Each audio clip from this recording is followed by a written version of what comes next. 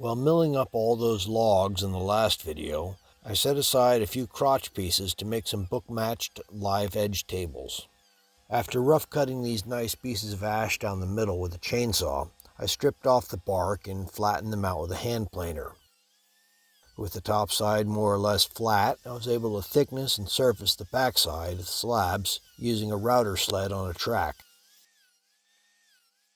Once the back was flat and broad enough to my liking, the slabs are flipped over and resurfaced and milled to matching thicknesses. It isn't real exciting work, but at least it takes a long time while being both noisy and making lots of wood chips.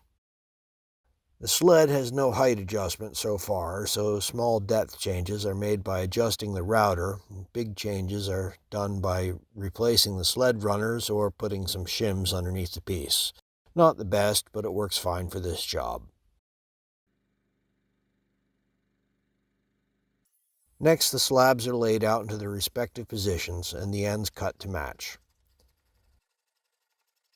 I milled up a nice chunk of hickory to make 3-inch stock for the legs, then rough cut them, planed and thicknessed them square.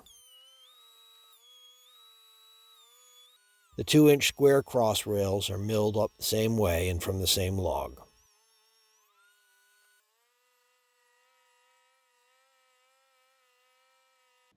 With all the pieces in place, the table footing looks too narrow and maybe could be knocked over, so I modified my plan to add a wide foot to the feet.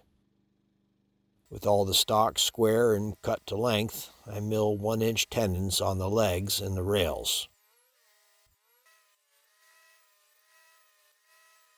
The mortises are rough drilled out with a Forstner bit, then squared up with a chisel. Nothing too exciting about that.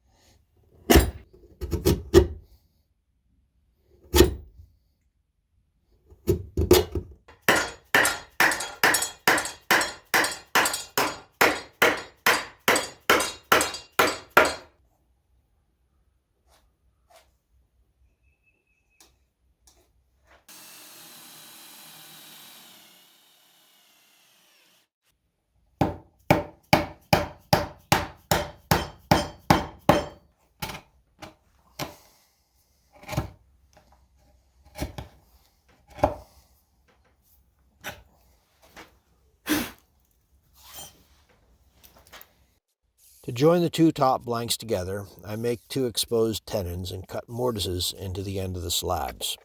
This turned out to be a tough job working into the end grain this way. Next time I will build a router jig and save myself the time and frustration. The 2 stubby exposed tenons were milled up from the same hickory stock as the legs.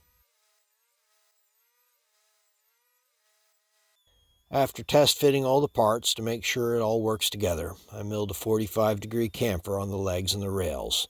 Besides adding a nice detail to the construction, it makes stub toes an awful lot less painful.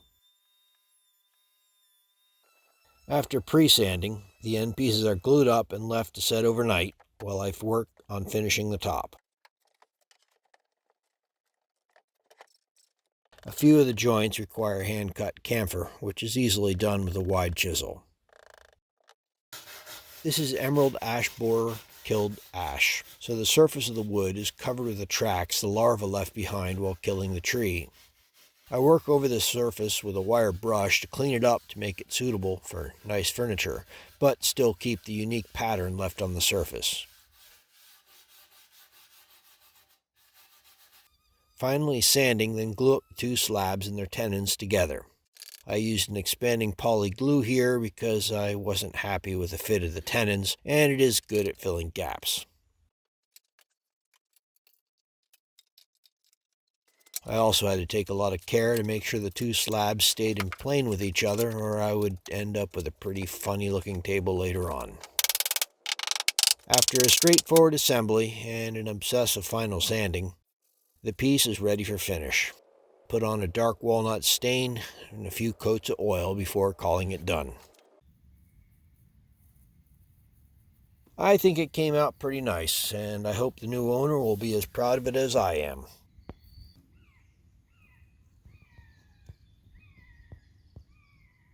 Thanks for watching.